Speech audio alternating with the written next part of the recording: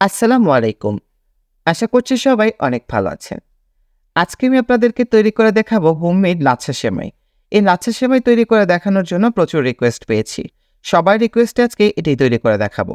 এবং সাথে দিয়ে দিব প্রচুর পরিমাণে টিপস এবং ট্রিক্স, যা কিন্তু অন্য কেউ কখনোই আপনার সাথে শেয়ার করবে না। চলুন তাহলে শুরু করি। প্রথমে একটা পরিষ্কার শুকনো বোল নিয়ে নিলাম। এর উপরে একটা ছাঁকনি বসিয়ে দিচ্ছি। এখন আমি এখানে নিয়ে নিচ্ছি ১.৫ কাপ পরিমাণে ময়দা। অবশ্যই কিন্তু আপনাকে ময়দাই নিতে হবে, কোনোভাবে আটা নেওয়া যাবে না, আটা দিয়ে লাচ্ছা সেমাই তৈরি করা যাবে না। ময়দাটাকে খুব ভালো করে আমি চেলে নিচ্ছি।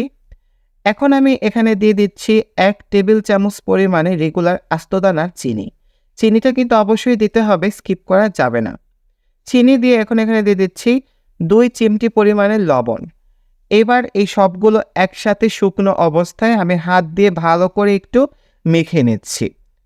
এটা মাখা হয়ে গেছে। এখন আমি রুম টেম্পারেচারে থাকা পানি দিয়ে এটা ডো তৈরি করে নেব। এখানে আমি ১/২ কাপ পরিমাণে পানি নিয়েছি। তবে আপনাদের একটু কম বা বেশি লাগতে পারে। তো অল্প, অল্প করে পানি দিয়ে আমি খুব সুন্দর করে একটা ডো তৈরি করে নিব। এই রুটির ডোটা কিন্তু খুব বেশি শক্তও হবে না, আবার খুব বেশি নরমও হবে না।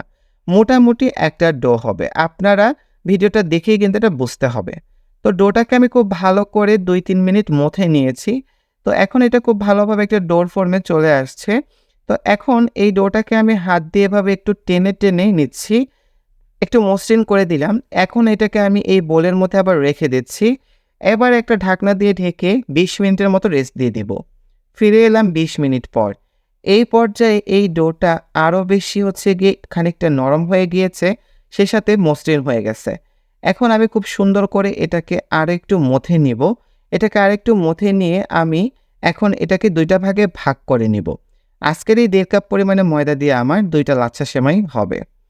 তো এখন আমি একটা ভাগ আবার হাতে নিয়ে নিলাম। নিয়ে খুব সুন্দর করে টেনে, টেনে এটাকে আমি একটু মসৃণ করে নিয়েছি। লাচ্ছা সেমাই তৈরি করার জন্য আপনাকে অবশ্যই কিন্তু এটা করতেই হবে। এটাকে একটু ভালো করে মসৃণ করে নিয়ে আমি হাত দিয়ে একটু চেপে দিয়েছি। এবারে যেভাবে আমরা ডোনাট তৈরি করি, ডোনাটে যেরকম মাঝখানে ছিদ্র থাকে, সেরকম একটা ছিদ্র আমি আঙুল দিয়ে করে নিচ্ছি। ২ টা রুটির ডোটাকেই কিন্তু একইভাবে ছিদ্র করে নিতে হবে। এবারে আমরা চলে যাচ্ছি পরের স্টেপে। প্রথমে এখানে আমি এখন নিয়ে নিয়েছি একটা গর্তযুক্ত ট্রে। এখন এর মধ্যে আমি দিয়ে দিচ্ছি ১ কাপ পরিমাণে গলানো বাটার। আপনারা এখানে ডালডাও নিতে পারেন, তবে ডালডা যেহেতু খুব অস্বাস্থ্যকর তাই আমি নিচ্ছি না। এখানে এখন আমি বাটারের সাথে দিয়ে দিলাম ১.৫ কাপ পরিমাণে সয়াবিন তেল। ১ কাপ পরিমাণে বাটার প্লাস ১.৫ কাপ পরিমাণে রেগুলার রান্নার সয়াবিন তেল। তো এখন খুব ভালো করে চামচ দিয়ে মিশিয়ে নিলাম। এবারে এখন আমি এখানে নিয়ে নিচ্ছি ১/২ কাপ পরিমাণে কর্নফ্লাওয়ার। কর্নফ্লাওয়ারটা এটার সাথে মিশাতে হবে। তবে আমি সরাসরি ঢেলে দিচ্ছি না। সরাসরি কর্নফ্লাওয়ার দিলে দলা পাকিয়ে যেতে পারে। এইজন্য প্রথমে একটু তেল বাটার নিয়ে এটাকে আগে একটু মিক্স করে নিয়ে তারপরে এখন আমি এই মিশ্রণটাকে এটার সাথে মিশিয়ে নেব। এতে করে এটা আমার খুব সুন্দর করে তেল আর বাটারের সাথে মিশে যাবে। আপনারা এই ট্রিকটা ফলো করতে পারেন। তো এখন আমি খুব সুন্দর করে চামচ দিয়ে একটু মিক্স করে দিলাম। এবারে আমার যে রুটির ডোটা আমি রেখেছি ডোনাটের মতো করে, সেই ডোটা এখন এর মধ্যে আমি দিয়ে দিচ্ছি। এবারে আমি চামচ দিয়ে অল্প, অল্প করে তেল বাটার দিতে থাকবো এটার উপরে। আর এইটাকে এখন আমি রেস্টে রেখে দিব ৪৫ মিনিটের জন্য। এই ৪৫ মিনিটের মধ্যে বারবার আমি চামচ দিয়ে এই প্রসেসটা কমপ্লিট করেছি।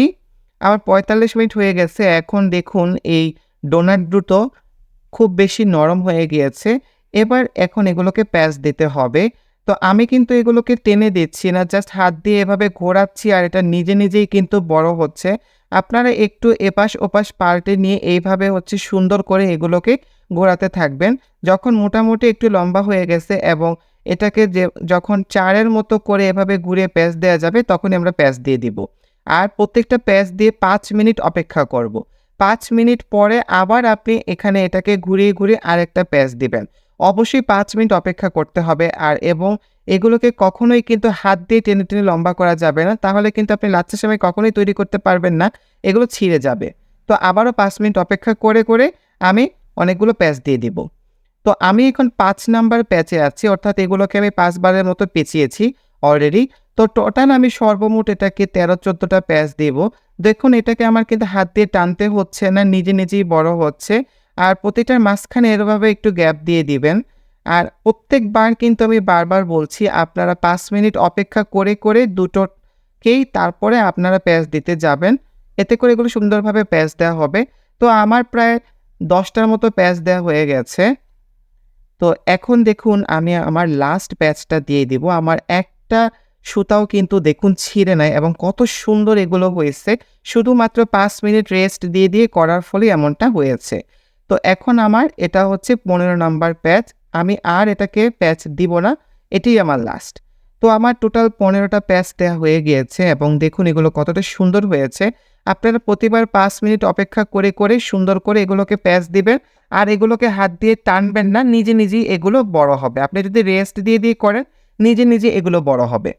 তো এবার এগুলো ভাজার পালা। ভাজার জন্য আমি ফ্রাইং প্যানে পর্যাপ্ত পরিমাণে সয়াবিন তেল নিয়ে নিয়েছি এবং চুলাটা অন করে দিয়ে তেলটাকে একটু গরম হতে দিব। তেলটাকে আপনারা খুব ভালো করে গরম করে নিবেন। তো এখন আমি একটা লাচ্ছা সেমাই একটা প্লেটের মধ্যে তুলে হাত দিয়ে হালকা একটু চেপে দিয়েছি। এখন এটাকে আমি তেলের মধ্যে দিয়ে দিয়েছি। আমার তেলটা মোটামুটি ভালোই গরম হয়েছে। তো এখন এই তেলের মধ্যে দিয়ে আপনারা সাথেই কিন্তু একটা কাঁটা চামচ দিয়ে এটাকে হচ্ছে গিয়ে নেড়ে দিবেন। না হলে কিন্তু আপনার জালিগুলো ভালো হবে না লাচ্ছা সেমাই। তো এভাবে চামচ দিয়ে আমি একটু নেড়ে দিচ্ছি। আর সাথেই দেখবেন এগুলো তেলের উপরে ভেসে উঠবে। আর দেখুন আমার লাচ্ছা সেমাইটা কতটা সুন্দর হয়েছে যে একদম সুতাগুলো বোঝা যাচ্ছে। তো কাঁটা চামচ দিয়ে এভাবে আমি একটু নেড়ে-চেড়ে এটাকে এভাবে ভাজতে থাকবো। তো খুব সুন্দর করে এগুলোকে আমি উল্টিয়ে পাল্টিয়ে ভেজে নেব। প্রতিটা লাচ্ছা সেমাই ভাজতে আপনার 6 থেকে 7 মিনিটের মতো সময় লাগবে। চুলার আঁচটা হচ্ছে মিডিয়ামে থাকবে। বেশি কমিয়েও দিবেন না, আবার বেশি বাড়িয়েও রাখবেন না। তো এগুলোকে এখন আমি একটু উল্টিয়ে দিচ্ছি। তো এভাবে উল্টিয়ে পাল্টিয়ে সুন্দর করে এই লাচ্ছা সেমাইটাকে আমি ভেজে চুলা থেকে নামিয়ে নিব। তো আমার এটা ভাজা প্রায় অলমোস্ট হয়ে গিয়েছে। আমি একটু হালকা হচ্ছে গিয়ে লাল থাকা অবস্থায় ভেজে নিব। একদম পুরোপুরি ধবধবা সাদা হবে না আমারটা। হালকা একটা লাল কালার এটা থাকবে। তবে আমি বেশি ভাজছি না। আপনারা চাইলে আরেকটু বেশি কড়া করে ভেজে নিতে পারেন। তো এটাকে এখন আমি নামিয়ে নিয়েছি। নামিয়ে খুব ভালো করে আমি তেলটাকে ছেঁকে নিয়েছি টিস্যু পেপারের সাহায্যে এবং দেখুন আমার লাচ্ছা সেমাই কিন্তু এখন তৈরি। এইভাবে লাচ্ছা সেমাই বানিয়ে কিন্তু আপনারা সেলও করতে পারবেন কিংবা আপনারা স্টোরও করতে পারবেন। আশা করছি আজকের এই লাচ্ছা সেমাইয়ের রেসিপিটি আপনাদের ভালো লেগেছে। সবাই ভালো থাকবেন, সুস্থ থাকবেন এই কামনা জানিয়ে বিদায় নিয়ে নিচ্ছি। আল্লাহ হাফেজ।